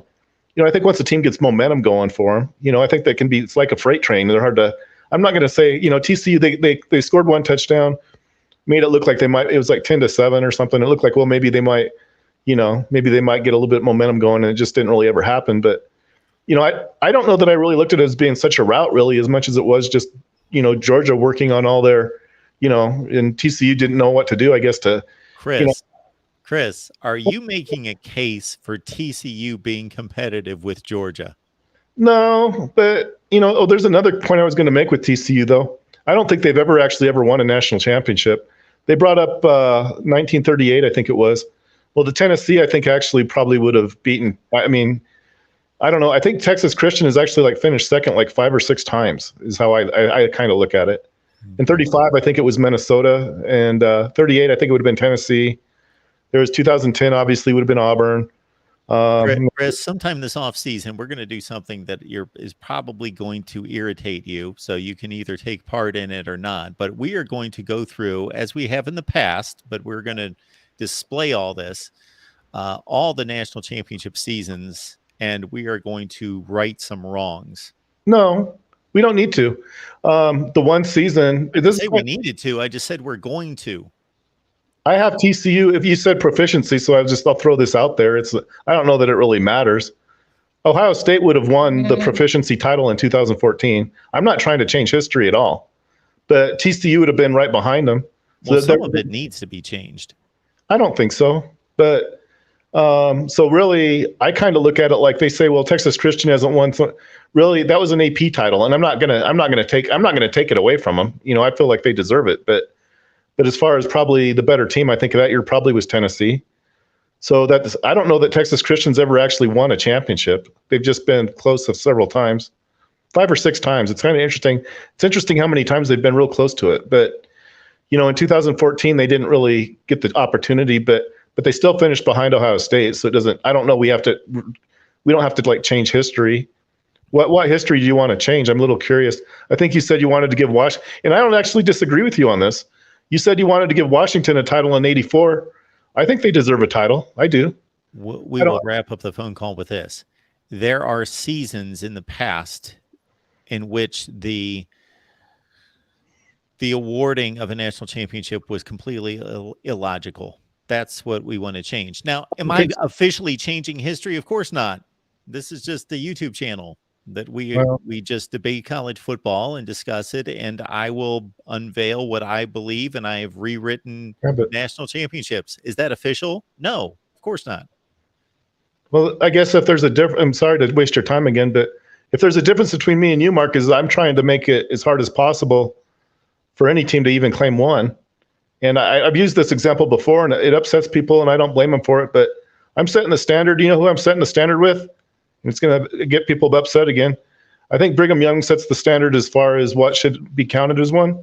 And I'm not doing it to promote Brigham Young, but some people want to write them off though. That's why I don't like it, because I'm showing people that actually they set the standard, as far as I'm concerned, to where it's almost, I'm not going to say it's an impossible standard because it's not, but I think comparatively, I think we had Georgia was way above the standard this year, but most seasons, any team, and I'm not saying based on 84. What I'm doing is I'm taking 84 and I'm combining it with 96, because in 96 they weren't credited with one. I'm adding them together, and what I get when I put the two together is a title that's probably indisputable. Okay, Chris. Like that, Mark. Well, but it's. I think we're on an endless cycle right here, and you are always welcome to call back at any point. Well, yes, we're going to go through an exercise, and some people love this, some people hate it, but I am going to determine year to year who the national champion should be. And over the course of the playoff era, they're not going to be any different than who the national champion is, because they earned it on the field. But as we go back in time, there are some ludicrous conclusions that AP and UPI voters made in determining a national champion. So for our records here at the Voice of College Football, we have and we will correct those. Yeah, but one of the ones you corrected was you're like erasing BYU, and that's I'm what not erasing. You're not paying attention. For as many times as you've commented on that video, which I appreciated, Chris, you've probably commented 150 times on that video. More probably. not just here, but throughout the legacy of videos here. You have not gotten this one point that I have delivered to you over and over and over and over.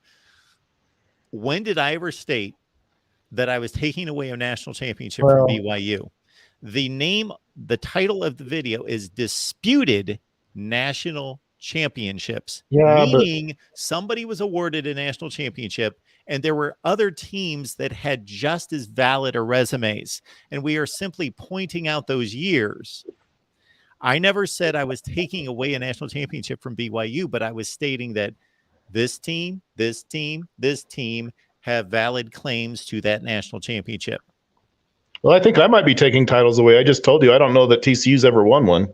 Okay. I mean, I know they were recognized as one, but. All right, Chris, we appreciate you being here. All right. You have a great night. You too. Bye-bye. All right. What more can I say? Mike G, 1984, Mark rocking to Van Halen and Culture Club. Oh, jump. Just, how'd that go? Go ahead and jump. Yeah. Larry Pilgrim. We appreciate Larry. Huge Utah fan. Great college football fan. Settle it on the field instead of public opinion. Good night, and let's move forward. Onward. So Larry is not going to take part in our national championship revisions, but we will do it unabashed. Welcome into the Voice of College Football, Michael. How you doing tonight? Very good. First of all, my condolences to you and your family on the passing of your mom. Well, I'm sure she was a great friend. Thank you, Michael. Yes, she was a phenomenal mom. I couldn't. Anyway, don't forget anyone else. Don't forget about the members only jackets and the spiked Don Johnson hairstyle back then either. Yeah, I was a bit light on some of those things. Like if somebody asked me, did you ever have a mullet? I would say absolutely not. But if you look back at the pictures, yeah, I was borderline. I wasn't like severe, like heavy hitter mullet, but I gotta admit that I was somewhat influenced by the hairstyles while I tried not to be. Yeah. Anyway, I got a couple questions. First of all, if I'm not mistaken, was there 3 polls in the early 90s you had to coach, or was the UPI transformed into the USA Today coaches poll? Because I'm trying to figure out when the UPI stopped doing the polls, because I thought there was 3 polls in the 90s, early 90s. Yeah, so that's a great point. So don't take me to the bank on this one. I am almost certain that, of course, the poll system started in 1936 with the AP and the UPI. Then the USA Today started its poll in 1989, and we went to a top 25. And I'd have to look it up, Michael, to see if all 3 operated at the same time. I didn't believe that they did. I thought that the USA Today coaches poll took over for the UPI. That's what I'm thinking. I knew they did. I just can't remember what year it was. But I got a bone to pick with you, Mr. Rogers. The first year of the top 25 with the USA Today was 1989. I got a bone to pick with you, Mr. Rogers. Oh, boy. I was looking at your top 25, or the top 131. Was it last night or you did Friday night? I can't remember what you had on there. Sure. Yeah. But you had Purdue, I think, 30. And there were some of the teams they beat you had ranked higher than Purdue. Please elaborate, sir. Okay. Well, give me an example. You had Minnesota ranked higher than Purdue. Okay. What was Minnesota's record? What was it, like 9-4?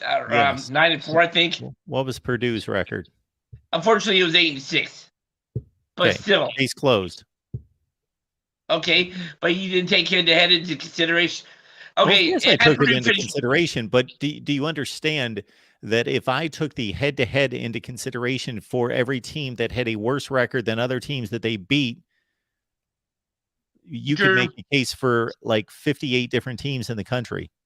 Sure. And stuff like that. Is there teams now that you should have ranked maybe higher or switched them around now that you've had the final poll out? To tell you the truth, I have not given 1 second of thought about my 1 through 131 rankings after they were delivered. No. All right. I'm just was wondering stuff like that. No, I mean, like I'm not. I get really mad, but I mean, I just like was hoping it would have been a better performance Purdue's last 2 games and stuff like that. But it is what it is. I don't know. So I'm just looking for the spring football, and I think they started late March or mid March. Most of these teams are playing a spring game right around April, 15th, 20th, in that range. Therefore, they would be starting early March. It's about a 6-week process. Mm-hmm. Can't wait to see what Hudson Card is going to be like for Purdue and stuff like that. So, just was wondering, is there any other transfer portal, or is it too early to tell right now of other people who transferred to other teams that you might be see what they're going to do in the spring practice? Oh, there's all sorts of guys that I'm interested in. There are guys that I'm interested in just because, from the standpoint that I know how good they are, I want to see how much they elevate the team. Like Devin Leary's proven. Sam Hartman is more than proven. Can he make Notre Dame a national championship contender? Now, there are other situations that I just think are fascinating from the standpoint of competition, like at Ole Miss, Jackson Dart, Walker Howard, and Spencer Sanders competing for a spot. Oh, so that's where Sanders, when he just in Oklahoma State last year? He went to Ole Miss. Oh, wow. So they got so they're going to have their pick and stuff like that. It's going to be interesting to see what Luke Fickell can do and stuff like that. If they're going to keep doing the 3 yards in the cloud of dust football, or do you think he'll open it up? Open it up. Mm-hmm. But I wonder if the defense will still be the same, though. No, anyway, I was just wondering stuff like that. So your next live stream is what, Tuesday night? Well, we're going to do a live stream here on Monday night. And our Monday night live stream is going to coincide with the ACC schedule release. Oh, and I know the Big Ten and stuff like that, or did theirs and stuff like that, but is the ACC usually the last one, or are they the first one, and then like the SEC and then the Pac-12 and Big 12? Well, they're not the last one this year. The last one is going to be the Big 12. The Big 12 has not released its schedule yet. Okay, fair enough. Last thing, have you submitted your resume to for the Big Ten commissioner spot yet? No, I'm going to have to make some phone calls to find out where I need to submit that, and then have them book my flight to Chicago. All right. But again, Mark, seriously, my condolences again to you and your family. I appreciate that, Michael. Thank you so much. Have a great night. You too. Okay, bye. See, that kind of works against my life plan. My life plan was most likely, depending on my kids, they kind of factor into this as well, unfortunately. And when I say unfortunately, it's just because I'm too attached to them. But the life plan is to move toward warmer weather. The Big Ten commissioner post would take me to Chicago. That would be unfortunate. All right. Yes, I had to pull up the 1 through 131 rankings here. But yes, we're going to do an ACC schedule release that coincides with the broadcast on the ACC network, which I know that most of you are locked in on. You basically don't even need your remote. You just keep that TV locked on the ACC network at all times. And we're going to do our ACC schedule release live call-in show, Monday night, 7 o'clock Eastern time. Lemansky, thank you so much for the contribution, sir. Some mothers gave all, just like Mark's. Lemansky said it all right there.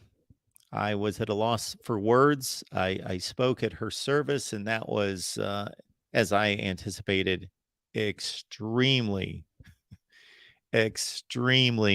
difficult. I would tell you a few stories, but I don't think anyone wants to hear my stories about our experiences over the weekend. All right. Appreciate you all being here. Roger Dodger is telling us, I was thinking the Big 12 schedule was being released tomorrow.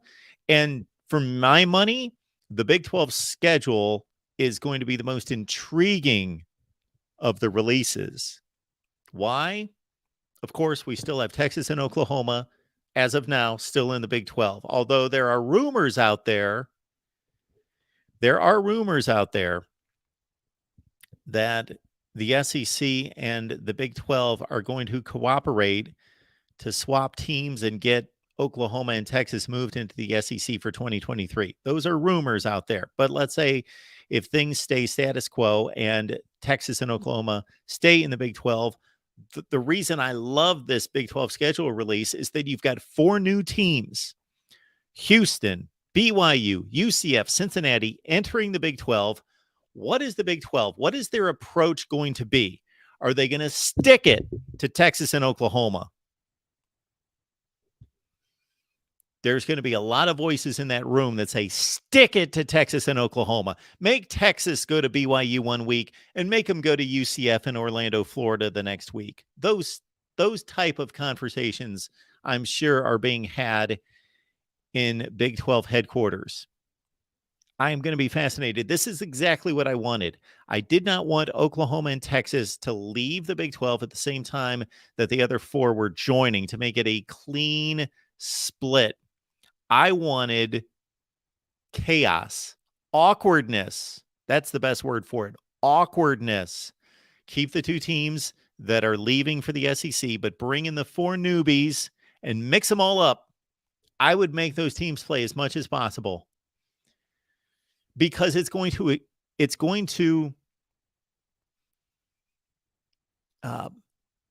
create intriguing matchups. Don't you think, average Joe college football fan, say yourself, you're a Big 10 fan, you're a Pac-12 fan, you're an ACC fan. You watch the Big 12 when it's convenient, when it's the best game, when it just kind of shows up on your radar. But suddenly, instead of just the standard fare of Iowa State, Kansas State, Oklahoma State, TCU, and all those matchups that we see every year and that are kind of, in a sense, a bit drab. We've got Texas is going to UCF. Oklahoma is going to Cincinnati. BYU is traveling to Texas. And on and on and on. Yes. I want to see all those matchups. I would make those 2 teams play all 4 of the newbies. And then I'm also curious to see what they do with Houston, because they're going to be setting some kind of pattern as to, I think you just make Houston play. They play all the Texas teams. They would play in my Big 12 schedule, which I believe I released a video. Yeah, I released a video a few months ago in how I would lay out the Big 12 schedule. And I would have Houston play every team in Texas every year. They would all play. Houston, Baylor, Houston, TCU, Houston, Texas Tech, Houston, Texas for this one season. All right. Let's see. We've got a couple super chats coming in. Zach T, Utah fan. Zach, appreciate you being here, sir. My condolences, Mark. Thank you so much for that. I appreciate it. Colby. Mark, what did you think about the Elvis movie? Man, how much time do you have?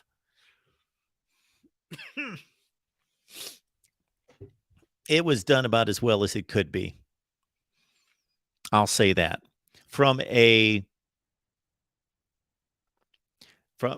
standpoint of sensationalism and drama and creating a scene and a spectacle, there's the word, spectacle, they did a remarkable job. It was a spectacle. From the standpoint of accuracy, I believe that they made it as accurate as it needed to be, meaning that they took a ton of liberties, but those liberties didn't change the narrative. And that's what I was looking for. I didn't want the narrative to be changed. I wanted the narrative to be accurate. There were a lot of facts, tons of facts that were wrong, but they didn't change the narrative. Now, I could state a few controversial things that might get some people upset, so I may not go into that here. I did technically start an Elvis channel. It's got all of one video on it, and I keep telling myself that I'm going to set aside 2 or 3 hours every week maybe a Friday morning, and do a video once a week and post it on that channel. But I have yet to do that because I have a ton of topics in my brain that I would like to clarify as a defender of Elvis Presley. All right, but I appreciate that, Colby. Thank you so much for the super chat contribution, but I will keep it at that response. For as much of an Elvis fan as I am, and I am a big Elvis fan, is being noted here in a number of places, and believe me, there are people out there that know more than I do, that are bigger fans than I. Believe it or not. Malachi, Elvis movie was great, and I'm going to say that I don't even like Elvis that much. Okay. Anybody that I've come across, I will say this, that doesn't have much of an appreciation for Elvis Presley usually hasn't listened to the library. You listen to the discography, and I bet you would be surprised. All right. Well, we appreciate everybody being here. And again, we are going to come your way at 7 o'clock Eastern time, and we're going to watch the ACC schedule release together and take your calls. That's going to be Monday at 7 p.m. Eastern time. And then we also have the USC show coming up at 11 o'clock Eastern time, 8 o'clock Pacific time with Matt Zemek from Trojans Wire on Monday night. Also want to invite everyone to our Thursday get together with Steve Dace from Michigan podcast. So I will stop short of pleading here, but I will just, you can read between the lines. We need this to be successful or it will cease to be. And I believe based on the feedback that people enjoy when Steve and I get together, and whether we agree, it's all authentic. So, you know, there are sports shows out there, and believe me, from my time at ESPN, I know that there are sports shows that are created where they basically hand a point to one commentator and hand another point to the other commentator. And even though they don't agree with the point that they're given, they still have to argue it because they just want them to argue. So Steve and I don't do that. So if we disagree on something, it's authentic. If we agree on something, it's authentic. He just gives his point. I give my point of view, and we will agree many times. Other times we will not agree. And that's what we've seen through the 3 shows that we've done. But I'm just making the point that we need this to be successful for us to continue to do it. So hopefully we can get enough views and contributions to make that happen. I would love to get a sponsor for it, but again, we need that to be successful. So do all that you can. If you enjoy what we're doing there with Steve each and every Thursday, we believe it's going to be Thursdays at the same time. We're going to have to be a bit flexible at times in terms of our scheduling. But Thursday at 5 Eastern time is the aim each and every week with Steve Dace from Michigan podcast. So we would ask that you would support it if you enjoy our conversation, discussion, and debate. Also, we're going to do something that we do each and every off season at some point in the next few weeks where we will jump on here and we will not discuss college football. We will discuss the channel. And so if you don't want to hear about the channel, then just take the night off and we'll talk college football the next night. But for that particular show, we will just discuss the channel, what's good for the channel, where we're headed, what our plans and goals are, what our vision is, how we can do better, and all of that. We will discuss the channel sometime in the next few weeks. We appreciate all of you being here. And we've got Tim here saying, please hit the like button on the way out. It really helps Mark and the channel. It's just a YouTube algorithm. That's all that is. If 10,000 people watch a video and nobody likes it, then they do not push the video. But they determine that if 5,000 people watch a video and they get 1,000 likes, well, then people must have really liked this video. We're going to send it out to more people. So there it is. And yes, One Scoop John, I could give you a lot of recommendations. A lot of recommendations. A lot of stuff that people aren't necessarily isn't mainstream Elvis, number one singles kind of stuff that is actually the best work.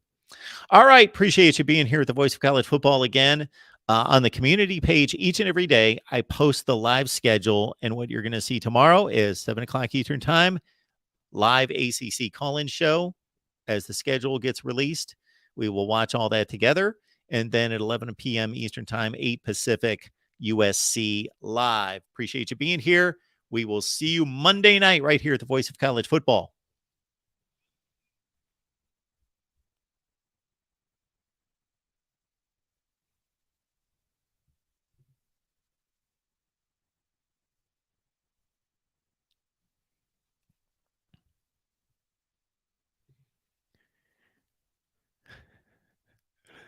Jason, if I was not clear, that will just be me discussing the channel with all of you, not with Steve. But again, thank you for being here. See you Monday at 7 p.m. Eastern Time.